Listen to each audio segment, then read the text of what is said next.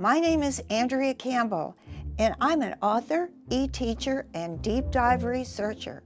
Welcome to Boomers End Up, where we provide commentary and product reviews on all things aging in order for you to live your best life now so you can be a super ager. Today, our topic is a book review, Biohack Your Brain. I've done a lot of research on aging in order to write my e-course, Beat Back Aging. I've studied about diets and health issues, physicality, but the most important part, I think, is the brain. That's the real key to the whole thing, our brain. Anyway, I'd like to do a review of this book today. It's called Biohack Your Brain, How to Boost Cognitive Health, Performance, and Power. It's written by Dr. Kristen Willamar. Anyway, she's kind of detrimental about the brain every once in a while because she knows its ups and downside. And she says at one time, one brain, you're stuck with one. She provides a rundown of just some of the things the brain does. And I really believe what she says. She is studied to death. She did her graduate research in neurophysiology at UCA, Los Angeles. She completed laboratory work in neurogenics at Cedars-Sinai Medical Center. She has a master's degree in everything, physiological science, neurobiology, and she's an expert in neurodegenerative disease. And these are things that happen to people as they grow older, and a lot of them they have no control over. So what she says about this brain that we're stuck with, what does it do? It interprets and translates sensory information. Everything you see, hear, taste, experience, touch, it's all there coming from the brain. The brain sends millions of messages through your spinal cord. It's coordinating your mental, physical, and emotional attitudes. And it also helps to preserve memory and learning. And I know we're all concerned about keeping our memories as we go older. There's a little more about that. I found a couple things extremely interesting. In your 30s, your brain has reached its full maturation, and the process of natural brain aging begins. Who would have, I didn't know that happened in your 30s. Wow, that's a long time ago. And you lose as many as 85,000 neurons per day. But your brain is miraculous. We'll see why. There's new evidence and continued interest, and I've read it in white papers and papers that are coming out right now about brain loss, because that's been the emphasis for the last few years.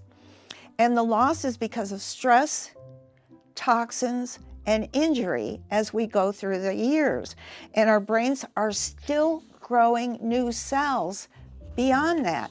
Before we thought that, oh, people, they just lose their brains and they get dumber, and old people don't know anything and they can't remember. It's not true.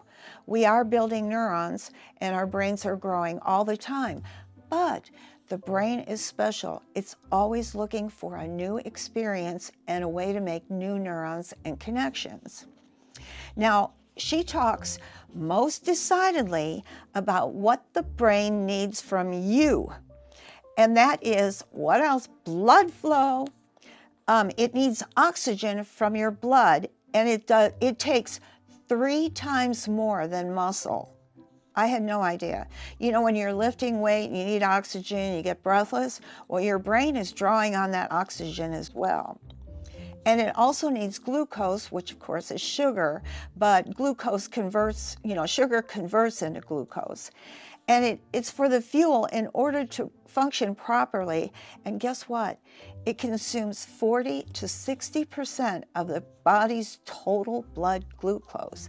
I had no idea. I thought, it goes through the pancreas and, your liver does that and your heart does that. But your brain is really sucking up a lot of your energy.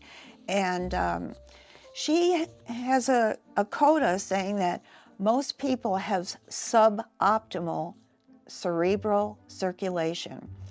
And what she means by that is we need air and blood and nutrients to flow through the brain in order to help rinse away metabolic waste, to gain control of our weight, and to eliminate sleep disorders. Those are 3 things that are really bugaboos as you're growing older. You want to get rid of all the waste and the toxins because of things that are in the environment. You want to have certain proteins that get stored, and then there are certain proteins that you don't want at all. And the brain needs cerebral circulation, and I'll tell you why. If we don't rinse away the metabolic waste, there's a certain protein that gets stored, and it's associated with Alzheimer's. So we need that detox, and the best way to do it is for continued blood flow. Then she goes further into the why. We need to lower stress to stop aging tissue. And the author always suggests gaining control of your weight and eliminating sleep disorders. But moreover, we have to watch environmental toxins. And I think that may be one of the reasons we came to a consensus. We're all thinking about the earth and how we can make things better. We've polluted it so much. Now, some facts in the chapter about intellect. Willemeyer tells us that it's fiction that we only use 10% of our brain. She said we use 100%, even when we're resting and sleeping. So apparently that REM sleep is in high gear and your whole brain is involved. You do go into a certain paralysis in REM sleep where you're absolutely still. But other than that, this is flowing. Our brain is continued. We're using 100% even when we're resting. Another good one is that our brain can't feel pain. I thought that was really interesting, that even though the sensory information is processed by the brain, that doctors can perform surgery without anesthesia. Wow, that's kind of a deep thought. She does give us some help suggestions about what we can do.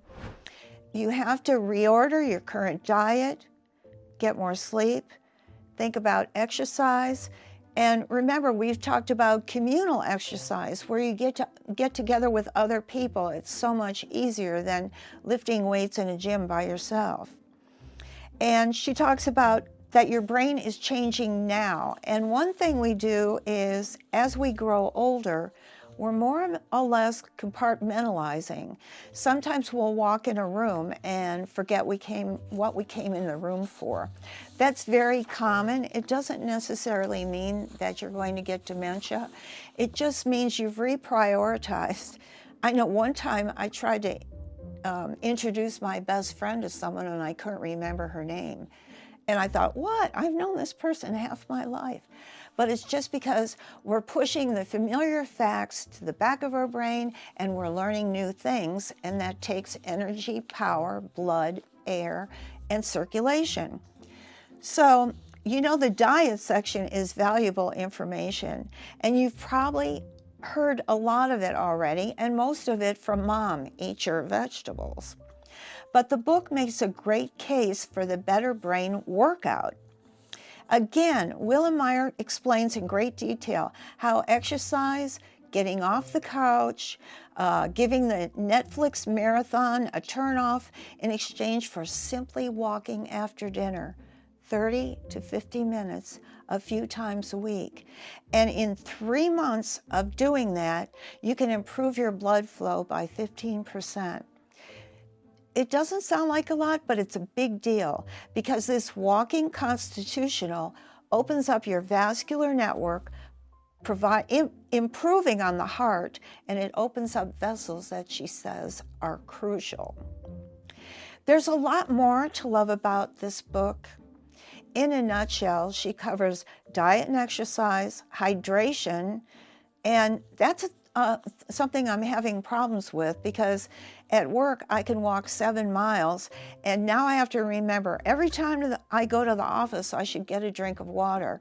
If you're at a workstation, get a bottle of water and keep it there. It's so important to flush out those toxins. Also, she has a list of supplements to take and what they'll do and this type of thing. A big section on stress reduction and optimism. you know, keeping the right mental attitude makes all the difference. The thing of it is, even though we're aging, you know, our bodies are aging and things are changing, but if we're happy and we're engaged in other people and life, we may keep on working. That goes a long way to making you happy. You know, people say, oh, I'm going into retirement. And I've seen it many times. They just go downhill health-wise. They wound up watching too much television, they don't join in social activities as much, and they start developing disease. So optimism and keeping a positive attitude is really a lot of the picture. And also, she has a section on cognitive training. So we have to keep taking little tests, quizzes, you know, doing puzzles, Sudoku, trying new things, just to encourage our brain to keep learning, because it will get lazy and it will default to critical views and depression and not taking care of yourself. But if you stimulate it, the important part is to try new things. If you haven't been to Europe, go. Experience other cities and learn what other people's lives are like. Study a new language. I have gone back to college. And I started in 2016. I can only take 1 or 2 classes a semester because I'm working full time.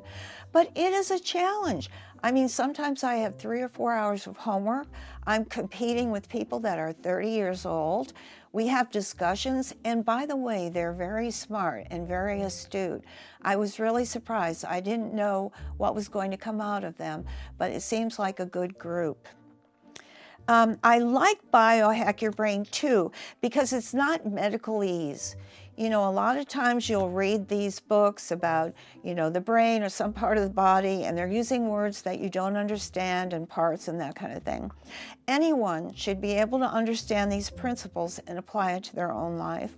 Perhaps by keeping a check on a future disease, avoid the nursing home, just taking control over aging and advancing years. As a bonus to this book review today, I'm also going to provide a free download. It's created by me, and it's called How Reading Rewires Your Brain. So make sure you pick that up down below. And I want to tell you that I know I'm going to read this book about 3 more times. If you pick it up, you'll love it. It's all about things you can incorporate in your life today in order to have a better future tomorrow. You don't want to be on a walker, in a wheelchair. Do you know, she took NFL football players that had a lot of you know, hits on the head and concussions, and as a consequence they got maybe Parkinson's disease or some other neurodegenerative disease. And by following some of the principles in this book, she turned their life around. Some of them lost tremendous amounts of weight, developed again a new exercise routine for their new life, changed their eating habits entirely, started reading books again. I mean, it really improved their lives, and I think she made a difference.